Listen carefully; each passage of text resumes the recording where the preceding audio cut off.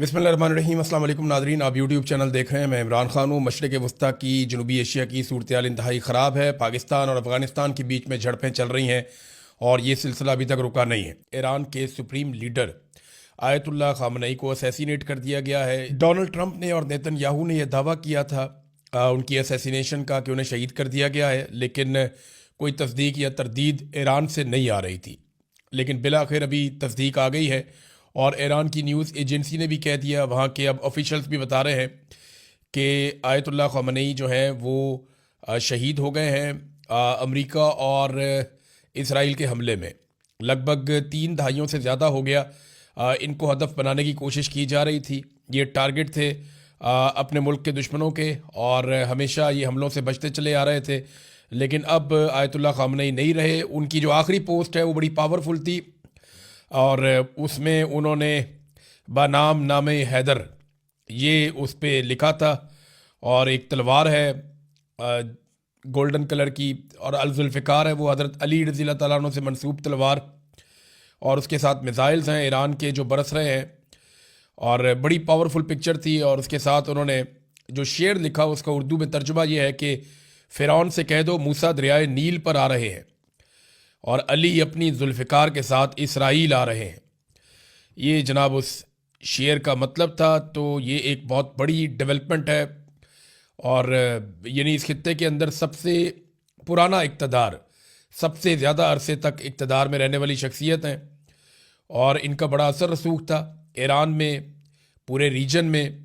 और ये ख़बर ये इतनी जल्दी डिफ्यूज़ नहीं होगी, इसके बड़े असरात होंगे ना सिर्फ ईरान के अंदर बल्कि पाकिस्तान समेत पूरे खित्ते में इसके असरात होंगे।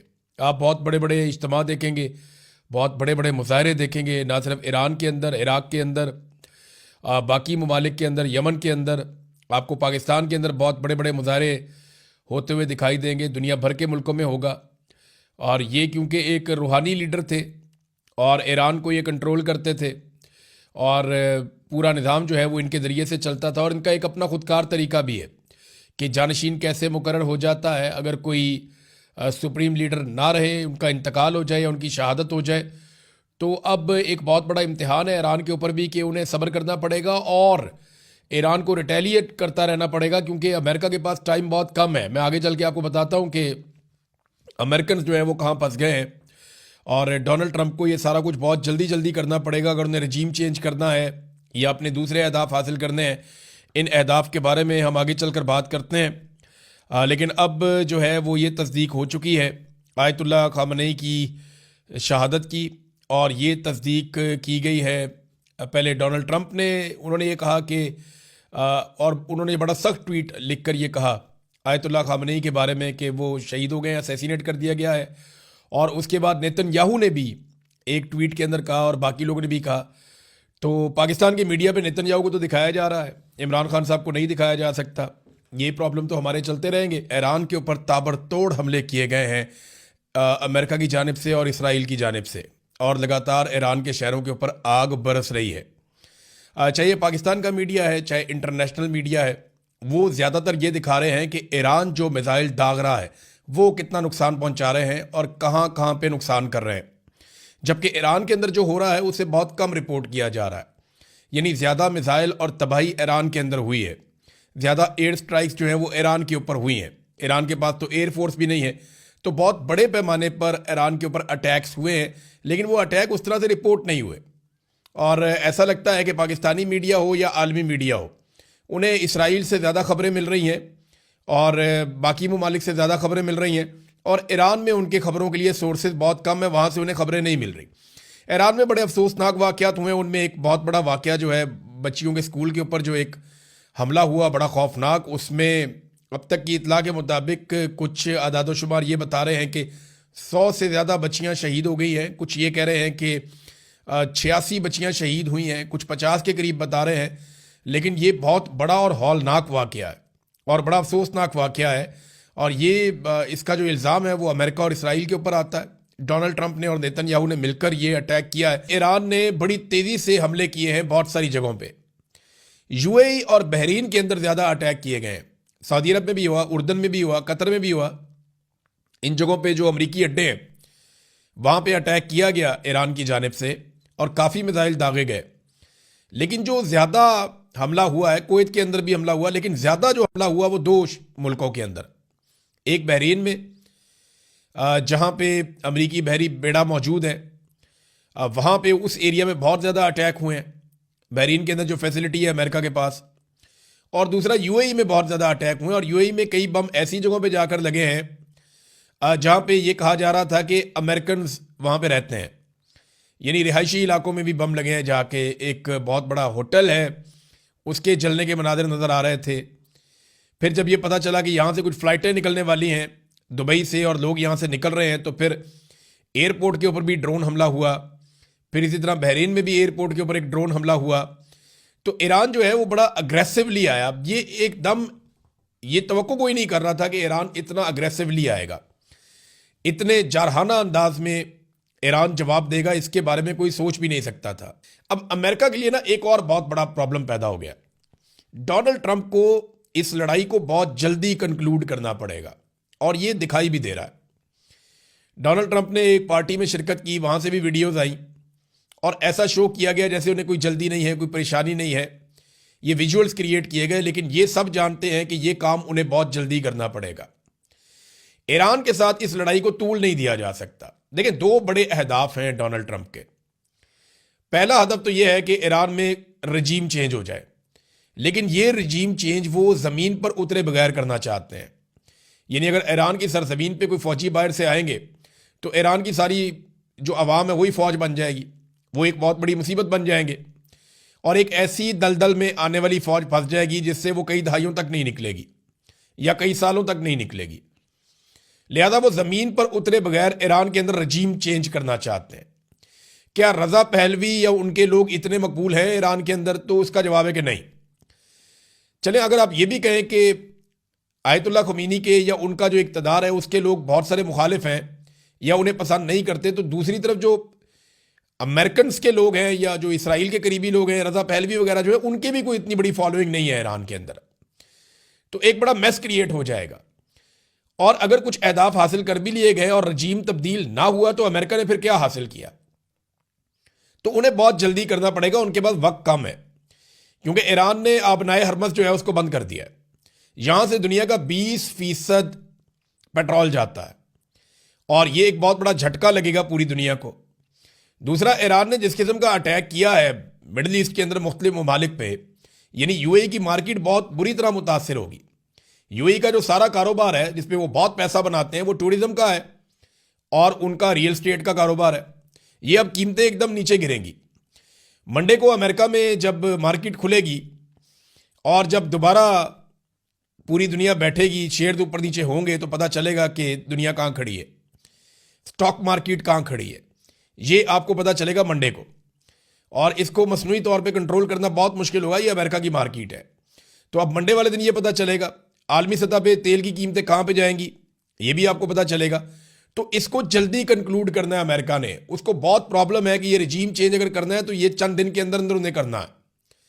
زیادہ ٹائم ان کے پاس نہیں ہے. زیادہ ٹائم لگے گا تو باقی ممالک بیچ میں آئیں گے. رشیا اور چائنا پہلے اسٹیٹمنٹ دے چکے ہیں. پاکستان نے اسٹیٹمنٹ دیا لیکن گول بول دیا, آگے چل کے آپ کو میں بتاتا ہوں. تو امریکہ کو فوری طور پہ کرنا پڑے گا جو بھی کرنا ہے, وہ اس میں زیادہ ٹائم لگا نہیں سکتا. تو ان کو جلدی اپنے اہداف حاصل کرنے, اور وہ دکھائی نہیں دے رہا. ایران کو صرف صبر کرنا ہے اور ریٹیلیٹ کرتے رہنا ہے. اگر ایران یہ ٹائم گزار گیا اور دوبارہ مذاکرات کی ٹیبل پہ بیٹھ گئے تو پھر ایران کی پوزیشن کچھ اور ہوگی, ویسی نہیں ہوگی جیسی اس وقت ہے. ان کی پوزیشن پھر بدل جائے گی, کیونکہ جنگ کے بعد جو ہے صورتحال کچھ اور ہوتی ہے.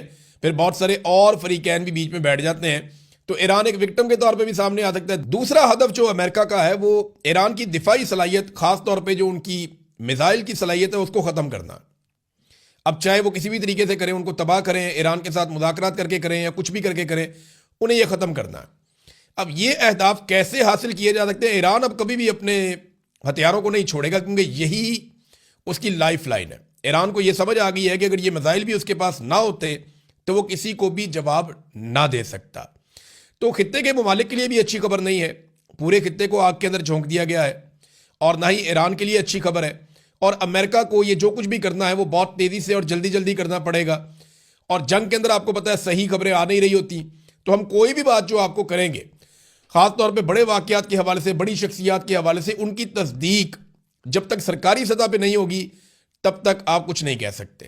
یعنی اگر ایران کے اندر کوئی بہت بڑی شخصیت شہید ہو گئی ہے تو پھر ایران اس کی کنفرمیشن کرے گا تو آپ کو پتہ چلے گا، اور ایران اتنی جلدی کرے گا نہیں. وہ جب تک کہ متبادل بندوبست نہیں کرے گا تب تک وہ کوئی کنفرمیشن نہیں دے گا، ایسا دکھائی دیتا ہے. دوسری بات یہ ہے کہ آیت اللہ خمینی کے کچھ عزیز، ان کے ایک بیٹے کے بارے میں اطلاع آئی، ان کی بہو کے بارے میں اطلاع آئی، ان کے ایک داماد کے بارے میں اطلاع آئی کہ وہ شہید ہو گئے، اور جب کمپاؤنڈ کے اوپر اٹیک کیا گیا اسرائیل اور امریکہ کی جانب سے. ناظرین، تھوڑا سا پاکستان کی جانب آئیں تو پاکستانی وزیر اعظم نے کچھ ٹویٹس کیے ہیں. انہوں نے بتایا جی ان کی بات ہوئی امیر قطر سے، سعودی عرب کے ولی عہد محمد بن سلمان صاحب سے، شیخ محمد بن زید ال نہیان UAE کے جو سربراہ ہیں، حکمران ہیں، ان سے بھی بات ہوئی ہے.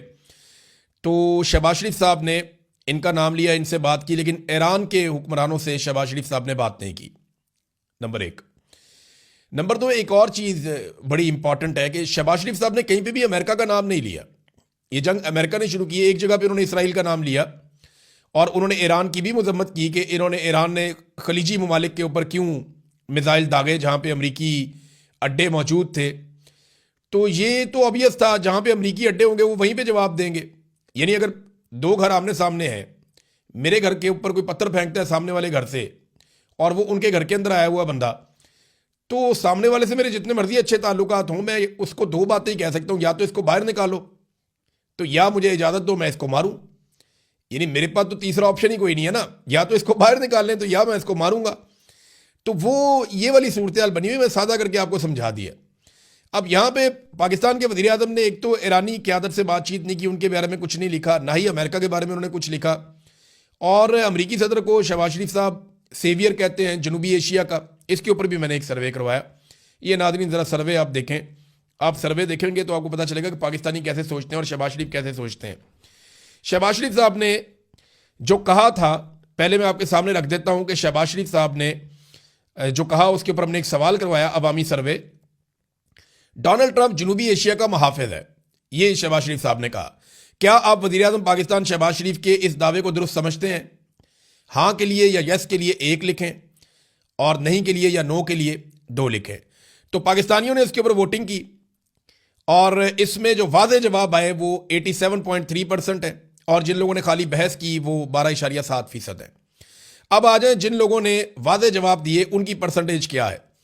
98.2%، یعنی 98.2% پاکستانی یہ کہتے ہیں کہ شہباز شریف کا بیان غلط ہے، یعنی ڈونلڈ ٹرمپ جنوبی ایشیا کا محافظ نہیں ہے، سیویئر نہیں ہے. اور 1.8% لوگ شہباز شریف کے اس دعوے کے حامی ہیں، اور وہ یہ کہتے ہیں کہ ڈونلڈ ٹرمپ جنوبی ایشیا کا محافظ ہے. 2% سے بھی کم لوگ شہباز شریف کی سٹیٹمنٹ کے ساتھ کھڑے ہیں، اور 98.2% لوگ پاکستانی شہباز شریف کے بیان کے خلاف کھڑے ہیں. یہ ہے ناظرین صورتحال. اب دنیا کے اوپر اثرات کیا ہونے جا رہے ہیں دیکھیں. اس پہ ایران نے شکریہ ادا کیا پاکستان کا، حالانکہ پاکستان نے گول مول سٹیٹمنٹ دیا، اقوام متحدہ میں بھی نام نہیں لیا پاکستان نے اسرائیل کا، امریکہ کا، اور بغیر نام لیے پاکستان نے مذمتیں کی ہیں، ایران کے اوپر اٹیک کی بھی اور خلیجی ممالک کے اوپر اٹیک کی بھی مذمتیں کی ہیں. لیکن پاکستان نے کھل کر وہ سٹیٹمنٹ اس طرح سے نہیں دیا. جتنے بھی تجزیہ کار ہیں ان سب کا یہ ماننا ہے کہ ایران کے بعد پاکستان کی باری آئے گی اور پاکستان کو کمزور کیا جائے گا. دیکھیں نا، ایران کے اندر اگر نیا رجیم آ جاتا ہے تو پاکستان کے اوپر ایک دباؤ بڑھ جائے گا. پھر افغانستان کے ساتھ پاکستان کے پہلے ہی حالات خراب ہیں، انڈیا کے ساتھ بھی پاکستان کا بارڈر گرم رہتا ہے، تو پاکستان پہ ہر طرف سے ایک دباؤ بڑھے گا اور پاکستان کو دبایا جائے گا. اور مسلمان ملکوں کے نا 2 مسئلے ہوتے ہیں صرف ہمیشہ سے، یہ بات آپ پلے باندھ لیں. 2 چیزیں ایسی ہیں جو مسلمان ملکوں کے لیے مسائل بن جاتی ہیں. نمبر 1، ان کے وسائل. جتنے زیادہ کسی مسلمان ملک کے پاس وسائل ہوتے ہیں وہ پھر دوسروں کی نظر ہوتی ہے کہ یہ وسائل ہمیں ملنے چاہیے، جیسا کہ عراق کے ساتھ ہوا، لیبیا کے ساتھ ہوا، ان کا سارا تیل نکل گیا. ابھی وینزویلا کے ساتھ بھی یہی ہوا. اور دوسرا جو مسئلہ ہوتا ہے وہ مسلمان ملکوں کے ہتھیار ہوتے ہیں. یعنی جو بھی تھوڑا سا طاقت میں اوپر جا رہا ہوتا ہے یا زیادہ ہوتا ہے، اس کے ساتھ کسی دوسرے کو یا تو لڑوا دیا جاتا ہے یا اس کے ہتھیار چھین لیے جاتے ہیں یا تلف کر دیے جاتے ہیں. ایران کے ساتھ ابھی یہی ہو رہا ہے، عراق کے ساتھ یہی بہانہ بنایا گیا، اور جو افغان طالبان ہیں ان کے ساتھ بھی یہی لڑائی ہے. پاکستان کے پاس ایٹمی صلاحیت ہے اور اسرائیلی وزیر اعظم ایک مرتبہ نہیں کئی مرتبہ یہ کہہ چکے ہیں، امریکنز بھی کہہ چکے ہیں کہ پاکستانیوں کے پاس ایٹم بم انہیں اچھا نہیں لگتا، وہ پاکستان کی ایٹمی صلاحیت ختم کرنا چاہتے ہیں۔ تو اگلی باری پاکستان کی آئے گی، اگلا اثر پاکستان کے اوپر آئے گا۔ کیا یہ لڑائی مزید پھیل سکتی ہے؟ دیکھیں پاکستان اور افغانستان تو آلریڈی لڑ رہے ہیں، اگر یہ لڑائی لنگر آن کرتی ہے تو تیسری جنگ عظیم کیا ہو سکتی ہے؟ سوشل میڈیا پہ یہ بحث چل رہی ہے، اور بعض لوگ جو ہیں وہ جو جنگوں کے اندر بہت زیادہ بلیو کرتے ہیں اور انہیں لگتا ہے کہ جنگیں ہونی چاہیے، تو وہ یہ کہتے ہیں کہ انڈیا پاکستان سے بدلہ لینے کی کوشش کر سکتا ہے، پاکستان افغانستان کے ساتھ آلریڈی لڑ رہا ہے، رشیا اپنے مقاصد کے لیے سینٹرل ایشیا میں اور جس طرف وہ پہلے ہی بڑھ رہا ہے اس طرف مزید کارروائی کر سکتا ہے، چائنا تائیوان کو کنٹرول کر سکتا ہے۔ تو اس قسم کی چیزیں اور خطے میں اور جو تنازعات ہیں یہ اگر بڑھ جاتے ہیں، سعودی عرب اور یو اے ای کے بیچ میں بھی ایک تنازع پیدا ہوا ہے، اگر یہ تنازعات کل کو زیادہ بڑھ جاتے ہیں تو دنیا تیسری جنگ عظیم کی طرف بھی جا سکتی ہے، اور اس کا آغاز دیکھیں کسی بھی جنگ کا آغاز ایک چھوٹے سے واقعے سے ہوتا ہے، اللہ نہ کرے ایسا ہو، کیونکہ انسانیت کا بہت بڑا قتل عام ہو جاتا ہے ایسی صورت میں، اور جنگ کبھی بھی انسانوں کے لیے انسانیت کے لیے بہتر چیز نہیں ہوتی، یہ ہمیشہ نقصان دیتی ہے۔ تو میں یہ بات کر رہا ہوں کہ اس کے امکانات ہمیشہ رہتے ہیں، لہٰذا جتنے بڑے ممالک اور لیڈر ہوتے ہیں ان کو اتنی زیادہ رسپانسبلٹی کا ثبوت دینا ہوتا ہے۔ ناظرین، امریکہ کے جو نیو یارک کے میئر ہیں زہران ممدانی، انہوں نے ایران پر فوجی حملے پر یہ کہا کہ یہ غیر قانونی اور جارحانہ عمل ہے، یہ تباہ کن شدت اختیار کر سکتا ہے، شہروں پر بمباری، شہریوں کی ہلاکتیں، یہ نیا جنگی محاذ کھولنا امریکی عوام یہ نہیں چاہتے، اور ایک اور رجیم چینج کی بجائے مہنگائی کا خاتمہ چاہتے ہیں امریکی عوام، امن چاہتے ہیں امریکی عوام۔ یہ زہران ممدانی یہ کہہ رہے ہیں، نیو یارک کے میئر، اور کوئی بھی امریکہ میں انہیں غدار نہیں کہہ رہا، نہ ان کے اوپر مقدمات درج ہو رہے ہیں۔ پاکستان میں جو ہے وہ یہ لٹمس ٹیسٹ کیا جاتا ہے بار بار، دسو جی تسی کدے حل ہو، آپ جنگ کے ساتھ ہیں یا نہیں ہیں، آپ یہ کرتے ہیں یا نہیں کرتے، آپ یہ چاہتے ہیں یا نہیں چاہتے، تو پاکستان میں یہ کیا جاتا ہے۔ جو ڈونلڈ ٹرمپ کے مقابلے میں صدارتی امیدوار تھیں کمیلا ہیرس، ان کا بھی اسٹیٹمنٹ آیا، انہوں نے کہا کہ ڈونلڈ ٹرمپ امریکہ کو ایک ایسی جنگ میں دھکیل رہا ہے جو امریکی عوام نہیں چاہتے۔ میں واضح کر دوں کہ میں ایران میں حکومت کی تبدیلی کے لیے کی جانے والی جنگ کی مخالف ہوں، اور ہمارے فوجیوں کو ٹرمپ کی اپنی پسند کی جنگ کی خاطر خطرے میں ڈالا جا رہا ہے، یعنی یہ اس کا سٹیٹمنٹ ہے۔ کچھ لوگ اس جنگ کی حمایت کر رہے ہیں، کچھ لوگ اس جنگ کی جو ہے مخالفت کر رہے ہیں، لیکن یہ جنگ اب پوری دنیا کے اندر ڈسکس ہو رہی ہے۔ ڈونلڈ ٹرمپ کو جو بھی اہداف حاصل کرنے ہیں اسے بہت تیزی سے کام کرنا ہوگا، اور یہ دکھائی بھی دے رہا ہے۔ اور ایران اگر چند دن اور نکال گیا تو امریکہ کے لیے مشکلات بڑھیں گی، کیونکہ ایران کو صرف ریزیلینس شو کرنی ہے، انہوں نے اپنا رجیم قائم رکھنا ہے اور جوابی کارروائی کرتے رہنا ہے جتنی وہ کر سکتا ہے۔ بلکہ ایران نے یہ کہا ہے کہ ہمارے پاس جوابی کارروائی کے لیے اتنا مواد موجود ہے کہ ہم دنیا کو سرپرائز کر دیں گے۔ انہوں نے کہا اب تک ہم نے جو میزائل چلائے ہیں یہ وہ روایتی میزائل ہیں جو ہمارے پاس بہت پہلے سے موجود ہیں، ہم اپنے جدید میزائل چلائیں گے جن کی تعداد ہزاروں میں ہے، تو سب کو لگ پتہ جائے گا۔ یہ اس قسم کے سٹیٹمنٹس وہ دے رہے ہیں۔ اب دیکھنا ہے کہ ان سٹیٹمنٹس کے بعد کیا ہوتا ہے۔ رشیا چائنا کا رول بہت امپورٹنٹ ہے، اور پاکستان کو اپنا رول اس لیے بھی پلے کرنا پڑے گا کیونکہ یہ ایک سیٹ پیٹرن ہے، باری باری سب کی باری۔ پاکستان کے ایٹمی ہتھیار پوری دنیا میں کسی کو پسند نہیں ہے، اور پاکستان اگر اپنی حفاظت کرنا چاہتا ہے تو اسے ایران کو بچانا پڑے گا، اپنا اثر رسوخ استعمال کرنا پڑے گا، اور ایران اگر بچ جائے گا تو پھر پاکستان کی باری جلدی نہیں آئے گی۔ یاد رکھیے گا، کیونکہ یہ باری باری سب کی باری والا فارمولا ہے، اور یہ اب سے نہیں بڑے لمبے عرصے سے چل رہا ہے۔